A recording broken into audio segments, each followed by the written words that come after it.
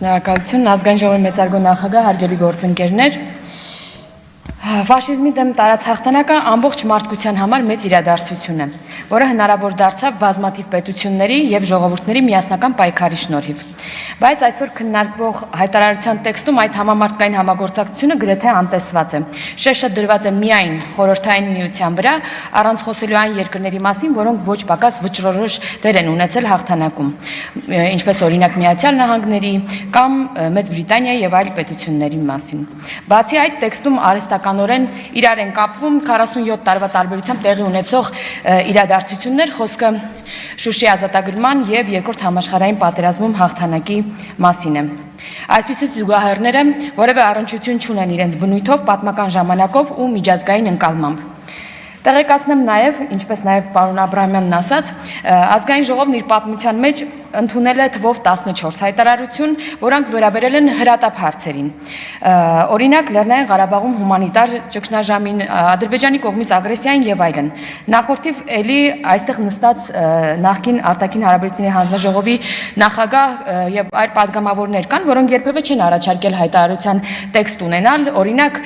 75-ամյա Հոբելյանին, 70-ամյա Հոբելյանին եւ այլն։ Մշտապես հայտարարությամբ է հանդես եկել երկրի նախագահը, վարչապետը, ազգային ժողովի նախագահը։ Ուրեմն հարց է առաջանում, հարգելի գործընկերներ, ինչու են հանրապետական падգամավորներն առաջարկում հենց այս առիթով ընդունել հայտարարություն։ Նախ պատմեմ մի դրվագ մեր հանձնաժողովի քննարկումից, այս հարցին ի պատասխան պատիվ ունեմ խմբակցության падգամավոր Հայկ Մամիջանյանը ասաց, որ նախորդ Հոբելյաններին օրինակ մեր զորախումբը քայլել է Մոսկվայի հրապարակում եւ քանի որ այս տարի փաստորեն չի քայլել մեր զորախումբը Կարմիր հրապարակում, ապա սա յուրօրինակ կոմպենսացիա է հայտարարություն ընդունելը։ Մեր հանձնաժողովում քննարկվել է այս հարցը, ստացել է բացասական եզրակացություն եւ ձեզ էլ կոչ եմ անում դեմ քվեարկել նախագծին։ Շնորհակալություն։ Շնորհակալություն, այժմ քվեարկության է դրվում քննարկված նախագիծը, խնդրում եմ ուշադիր լինել, հարգելի գործընկերներ։ Քվեարկության է դրվում Հայաստանի Հանրապետության ազգային ժողովի հայտարարությունը հայրենական մեծ պատերազմի հաղթանակի 80-ամյակի առիթով հայտարարության նախագիծը 8-րդ գումարման 9-րդ նստաշրջանի օրակարգում ընդգրկելու մասին հարցը քվեարկություն։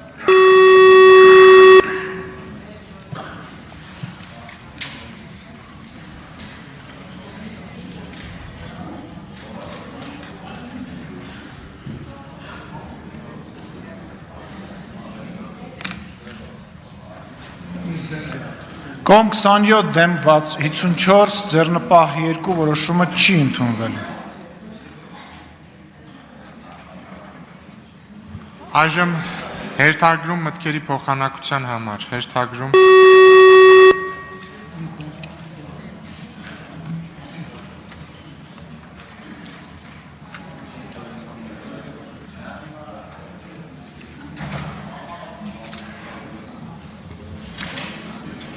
Արման Եղոյան։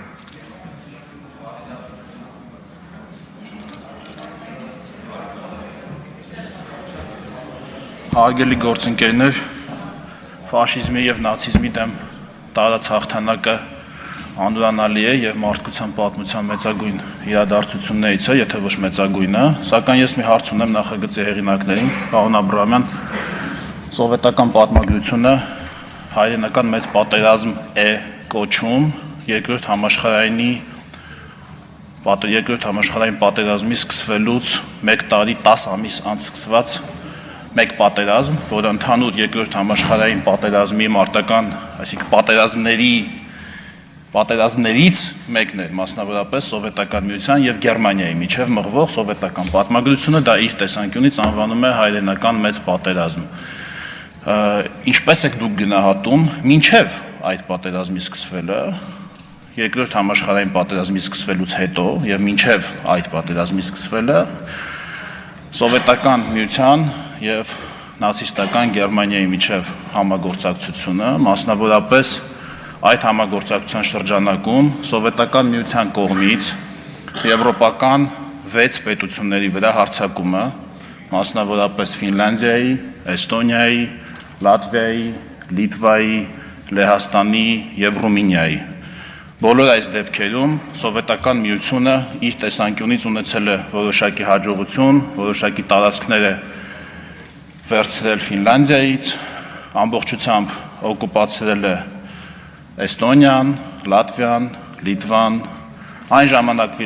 ժամանակվա Լեհաստանի կեսը, Ռումինիայի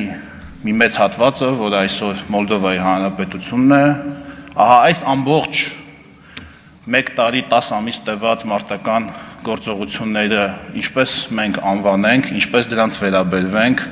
ճիշտ է արել, սխալ է արել, պետք չէր, ինչ կասեք։